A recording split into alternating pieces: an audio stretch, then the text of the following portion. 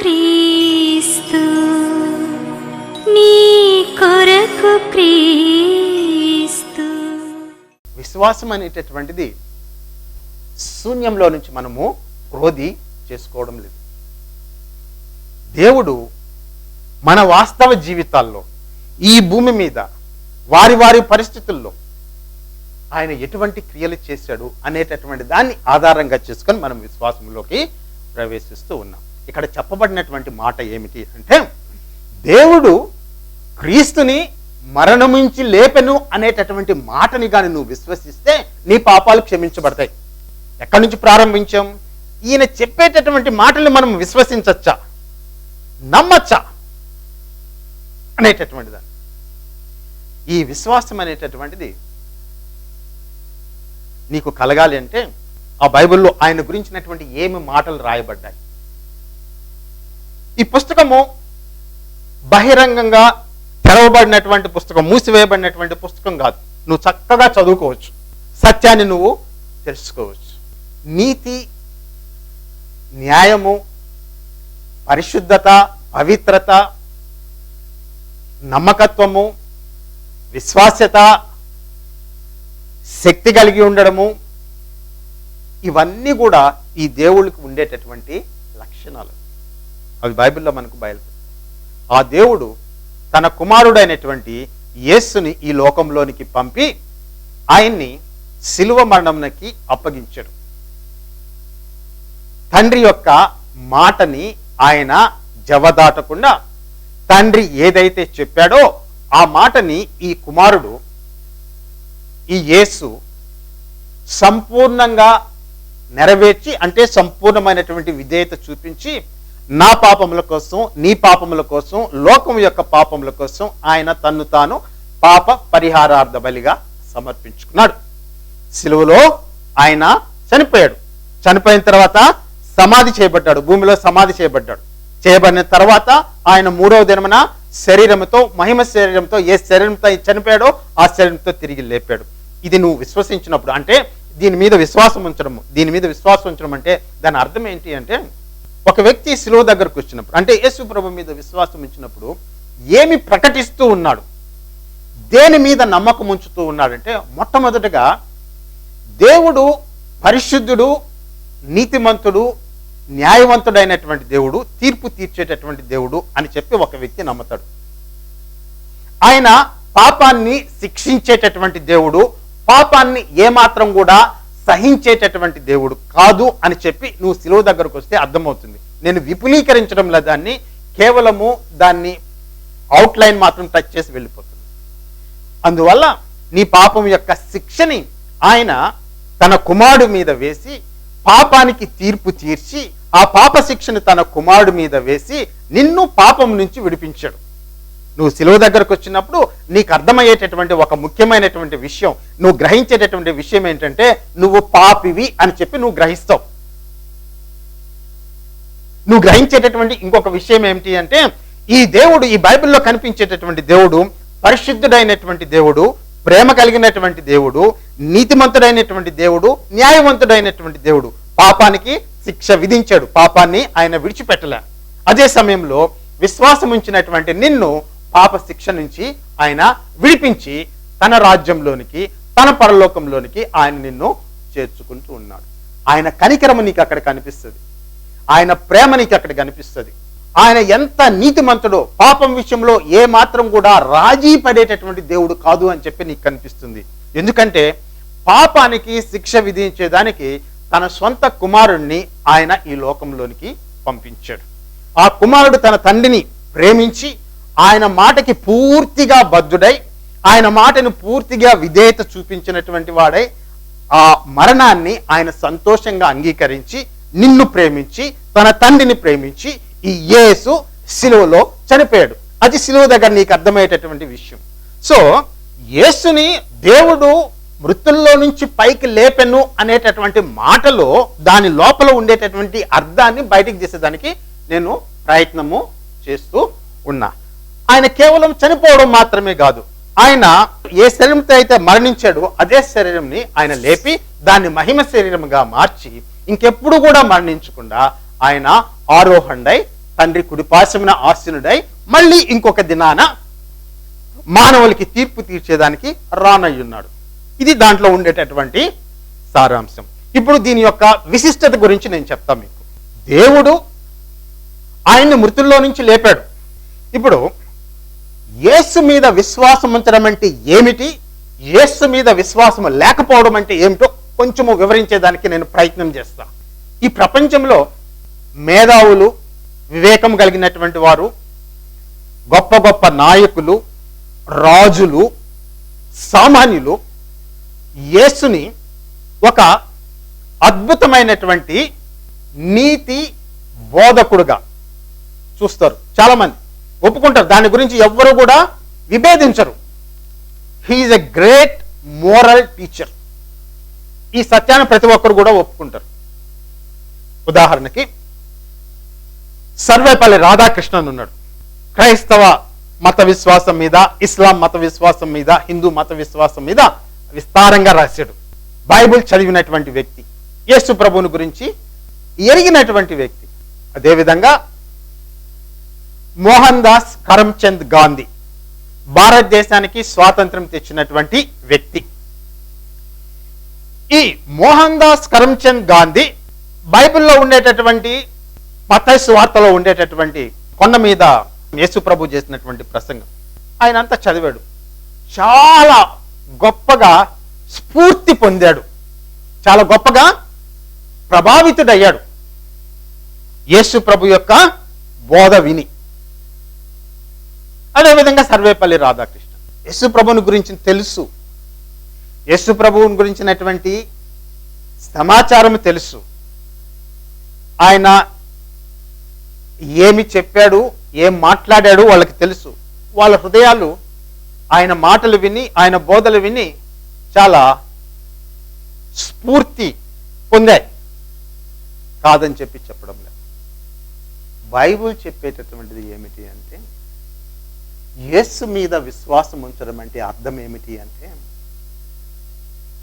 యేసు ప్రభువు నా వ్యక్తిగత పాపముల కోసం సిలువలో చనిపోయాడని, నా పాప శిక్షను ఆయన భరించాడని, ఆయన దేవుని కుమారుడని, ఆయన సమాధి చేయబడి మరణం నుంచి శరీరంతో, మహిమ శరీరంతో తిరిగి లేచాడని నేను విశ్వాసం ఉంచుతూ ఉన్నా. యేసు ప్రభువును గురించినటువంటి సమాచారం కలిగినటువంటి వాళ్ళు చాలా మంది ఉన్నారు. ఆయన యొక్క కొండ మీద ప్రసంగం చేత ప్రభావితమైనటువంటి వారు చాలా మంది ఉన్నారు. సర్వేపల్లి రాధాకృష్ణన్ ఉన్నాడు, మోహన్ దాస్ కరమ్చంద్ గాంధీ ఉన్నాడు, అంబేద్కర్ ఉన్నాడు, ఇంకా చాలా మంది నాయకులు ఉన్నారు, శాస్త్రజ్ఞులు ఉన్నారు. ఐన్స్టీన్ ఉన్నాడండి, ఆల్బర్ట్ ఐన్స్టీన్ ఉన్నాడు, మహా గొప్ప భౌతిక శాస్త్రంలో చాలా మహామేధావి ఐన్స్టీన్. వాళ్ళు ఉన్నారు. ఇప్పుడు సమకాలీన సమయంలో చాలా మంది ఉన్నారు. విషయం ఏమిటి అంటే, వీళ్ళెవరూ కూడా ఆ యేసు తమ పాపములను తీసివేసేదానికి మరణించినటువంటి దేవుని కుమారుడని, తమ పాప శిక్షను ఆయన భరించాడు అని, తమ శాపముల కోసం తీసివేసేదానికి, పాపముల నుంచి వారిని విడిపించేదానికి, నిత్య నరకం నుంచి తప్పించి నిత్య జీవంలోనికి నడిపించేదానికి వచ్చినటువంటి క్రీస్తు, అభిషిక్తుడు, దేవుని కుమారుడు అని చెప్పి వీరు ఆయన మీద విశ్వాసము ఉంచలేరు. యేసు మీద విశ్వాసం ఉంచడం అంటే ఏమిటో నేను వివరణ చెప్తూ ఉన్నా. నేను యేసు ప్రభు మీద విశ్వాసం ఉంచినప్పుడు కొండ మీద ప్రసంగం చేత, లేదంటే ఆయన చెప్పినటువంటి గొప్ప బోధల చేత నేను స్ఫూర్తి పొందడం కాదు. ఆయన యొక్క మరణాన్ని నా యొక్క పాపానికి, నా పాప శిక్షకి, దేవుని యొక్క నీతికి, వీటన్నిటి కూడా రిలేట్ చేసుకుంటూ ఉన్నా, సంధిస్తూ ఉన్నా. నా కోసం ఆయన చనిపోయాడు, నా పాపాల శిక్ష ఆయన భరించాడు, నా పాపాల కోసం ఆయన ఈ లోకంలోనికి వచ్చినటువంటి దేవుడు. ఆయన చనిపోయి మరణాన్ని జయించినటువంటి వాడు. అనేటటువంటిది నేను విశ్వసిస్తున్నాను. ఐన్స్టీన్ ఈ మహా గొప్ప మేధావి, యేసు ప్రభుని గురించి తెలుసండి, సమాచారాన్ని గురించి తెలుసు, యేసు ప్రభు బోధనల గురించి తెలుసు. కానీ ఆ యేసు మీద ఆయన విశ్వాసము ఉంచలేదు. యేసు మీద విశ్వాసం ఉంచడం అంటే ఆయన మరణ పునరుద్ధానాల మీద విశ్వాసం ఉంచి ఆయన్ని నీ యొక్క సొంత దేవుడుగా, రక్షకుడుగా అంగీకరించి ఆయనకి నువ్వు విధేయుడివై బ్రతకడం నీ మిగిలిన జీవిత కాలం. కొండ మీద ప్రసంగం చేత ప్రభావితం చేయబడి స్ఫూర్తి పొంది నీ జీవితంలో అక్కడక్కడ కొన్ని విషయాల్ని మార్చుకొని యేసు ప్రభు గొప్ప నీతి ప్రబోధకుడు అంటే నువ్వు ఆయన మీద విశ్వాసము ఉంచినట్లు కాదు.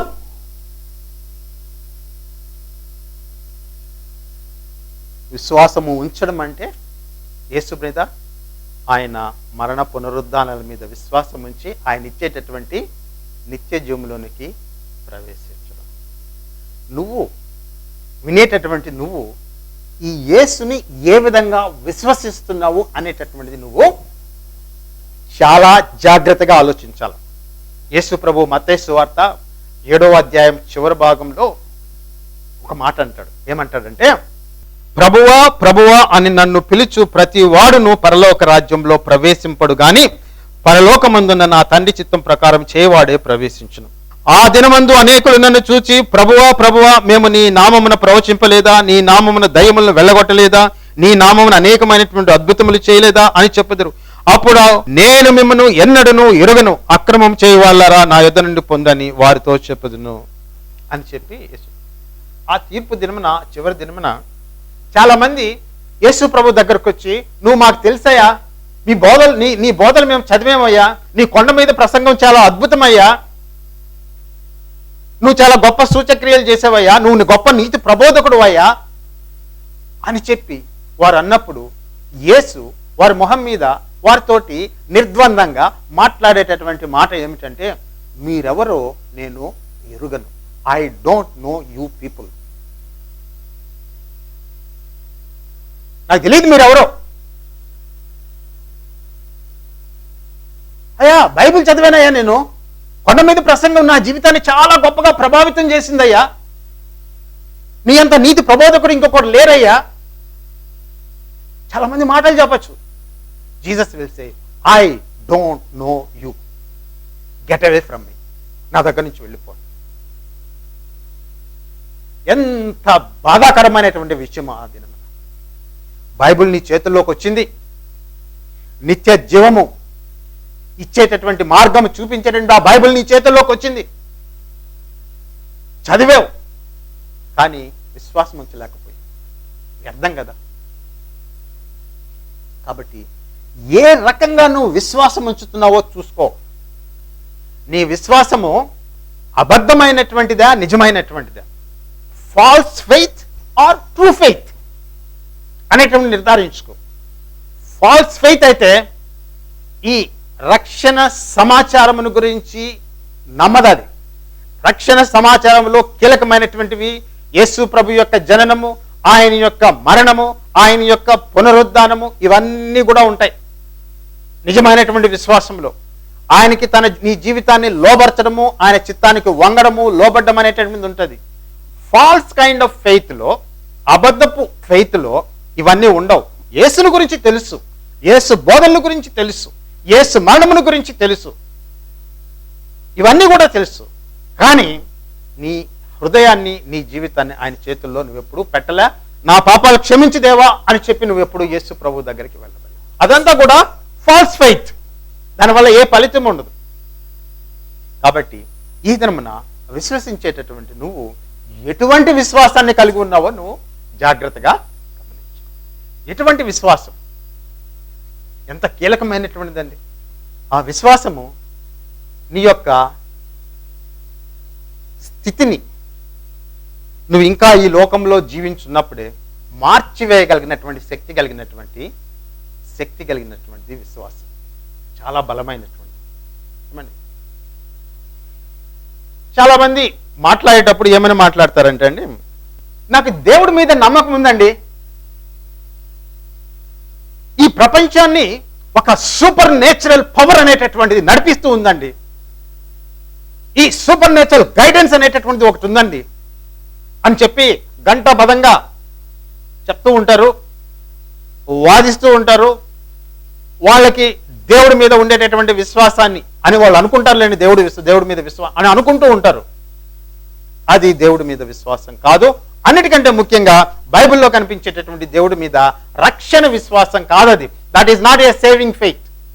ఒక సూపర్ నేచురల్ పవర్ అనేటటువంటిది ఈ లోకాన్ని నడిపిస్తూ ఉంది బ్రదర్, నేను నమ్ముతున్నాను దాన్ని అని చెప్పేటటువంటి వ్యక్తి అవగాహన లోపము కలిగినటువంటి వ్యక్తి, వివేచన లేనటువంటి వ్యక్తి. బైబిల్లో కనిపించేటటువంటి దేవుడు ఏమండి, he's a person, he's not a force. He's a supernatural person, but he's not a supernatural power. Power అనేటటువంటి దానికి వ్యక్తిత్వము, పరిశుద్ధత, ఏమండి ఫోర్స్ అనేటటువంటిది, గ్రావిటేషనల్ ఫోర్స్ ఉంది. ఉదాహరణకి నేను చెప్తానండి, ఎలక్ట్రోమాగ్నెటిక్ ఫోర్స్ ఉంది, న్యూక్లియర్ ఫోర్సెస్ ఉన్నాయి. ఇవన్నీ కూడా శక్తి కలిగినటువంటివి, భయంకరమైన శక్తి కలిగినటువంటివి. These are forces. వాటి శక్తి నుంచి తప్పించుకోవడం మనం కష్టం. భూమి మీద నుంచి నువ్వు పైకి ఎగిరిపోలేవు, ఎందుకంటే గురుత్వాకర్షణ శక్తి, ఈ భూమి ఆకర్షణ శక్తి నిన్ను కిందకి లాగేస్తుంది. That is the power, electromagnetic power. ఇవన్నీ కూడా శక్తులే, but they are not persons. వ్యక్తులు కావు. బైబిల్లో కనిపించేటటువంటి దేవుడు వ్యక్తి, ఈజ్ ఎ పర్సన్. ఆయనకు ఒక స్వంత చిత్తం అంటూ ఉంది, ఆయనకు ఒక వ్యక్తిత్వం అంటూ ఉంది. ఆ వ్యక్తిత్వంలో పరిశుద్ధత, నీతి, న్యాయము, దీర్ఘశాంతము, సహనము, ఓర్పు, కనికరము, ప్రేమ, క్షమాపణ, ఇవన్నీ కూడా వ్యక్తిలో కనిపించేటటువంటివి, ఫోర్స్ లో కాదు. భూమి ఆకర్షణ శక్తికి ఏం ప్రేమ ఉంటుందండి? నువ్వు కొండ మీద నుంచి దూకేవనుకోండి, అది నీ మీద కనికరపడి నీకు దెబ్బలు ఏమీ తగలకుండా కొంచెంసేపు విత్డ్రా చేసుకుంటుందా? ఏం మాట్లాడతామండి? సూపర్ న్యాచురల్ ఫోర్స్ ఉందంట. ఈ మహామేధావులు చాలా మంది చెప్తారు supernatural force. Black hole ఉంది, దానికి విపరీతమైనటువంటి శక్తి ఉంటుంది. 1 స్క్వేర్ సెంటీమీటర్ బ్లాక్ హోల్లో కొన్ని టన్నులు, నాకు తెలియదు కరెక్ట్గా గుర్తు రావడం లేదు, 100 టన్నులు 1000 టన్నుల మ్యాటర్ అనేటటువంటిది దాంట్లో ఇమిడి ఉంటుందంట. దాని పవర్ని తట్టుకోవడం కష్టం. దాని పవర్ ఎంత గొప్పదంటే, ఆ బ్లాక్ హోల్ పవర్ ఎంత గొప్పదంటే, కనీసము లైట్ కూడా దాంట్లో నుంచి ఎస్కేప్ కాలేదు, రిఫ్లెక్ట్ కాలేదు. ఒక్కసారి పోయిందంటే లైట్ని కూడా అది అబ్జర్వ్ చేసేసుకుంటుంది. అంత శక్తి అంటే అండి అదే అండి. దానికేమి ప్రేమ, దానికేమి కనికరము, దానికేమి దయ, దానికేమి వాత్సల్యత, దానికేమి జాలి, కరుణ అనేటటువంటి ఉండవు. It's a pure power. దేవుడు వ్యక్తి. ఆ బ్లాక్ హోల్ని, ఈ సూర్యుడిని, వీటన్నిటిని సృష్టించినటువంటి వాడు దేవుడు.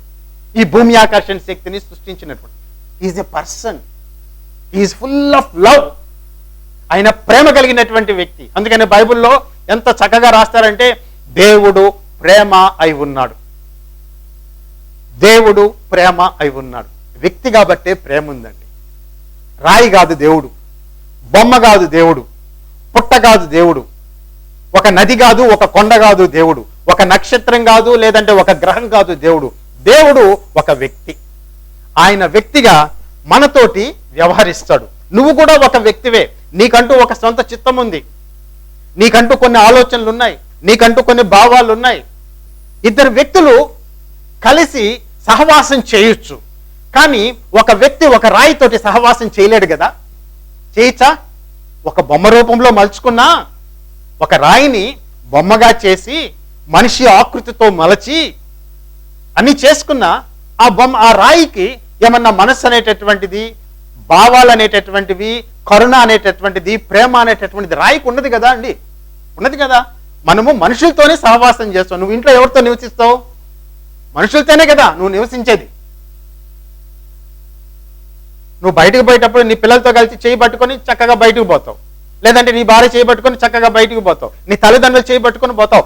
దేవుడు వ్యక్తి, దేవుడు శక్తి కాదు. దేవుడి దగ్గర శక్తి ఉంది. Is all mighty God. అంత శక్తి ఉంది ఆయన దగ్గర. ఏమంటాడంటే ఒక దగ్గర బైబిల్లో ఏమంటాడంటే అండి, శోధింప శక్యము కానటువంటి నా జ్ఞానము చేత, నా బలాతిశయము చేత ఈ ఆకాశ నక్షత్ర సమూహాలని, ఈ ఆకాశాన్ని నేను సృష్టించానంటాడు. జ్ఞానం ఉంది, శక్తి ఉంది. అన్నిటికంటే మించి ఆయన దగ్గర ఆయన ప్రేమ కలిగినటువంటి దేవుడు. నేను ఒక వ్యక్తితో సహవాసం చేసేదానికి ఇష్టపడతా. రాయితోటి, రప్పతోటి, పుట్టతోటి, చెట్టుతోటి, జంతువులతోటి సహవాసం చేసేదానికి నేను ఇష్టపడను. వాటికి దైవత్వాన్ని నేను ఆపాదించలేను.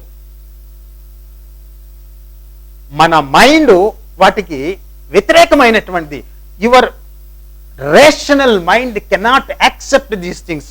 నువ్వు నీలో ఉండేటటువంటి రేషనల్ని పూర్తిగా తొక్కేసి చెట్టులో కూడా దైవత్వం ఉంది అని చెప్పి నువ్వు నమ్మితే ఎవరు ఏం చేయలేరు. బైబిల్లో కనిపించేటటువంటి దేవుడు చాలా విభిన్నమైనటువంటి, విశిష్టత కలిగినటువంటి, విలక్షణమైనటువంటి, సాటి లేనటువంటి, ఆయనతో పోల్చదగినటువంటి వాడు పరలోకమందు, భూలోకమందు, భూమి క్రింద ఉన్న లోకములో ఎవడు లేడు. యేసు ప్రభుతో పోల్చదగినటువంటి వాడు పరలోకంలో, భూలోకంలో, భూమి క్రింద ఉన్న లోకంలో ఎవడు లేడు. ఆయన మీద విశ్వాసం ఉంచు, నీ పాపాలు క్షమించబడతాయి. ఆయన మీద నువ్వు విశ్వాసం ఉంచినప్పుడు ఆయన మరణం మీద, ఆయన పునరుద్ధానం మీద నువ్వు విశ్వాసము ఉంచుతూ ఉన్నావు.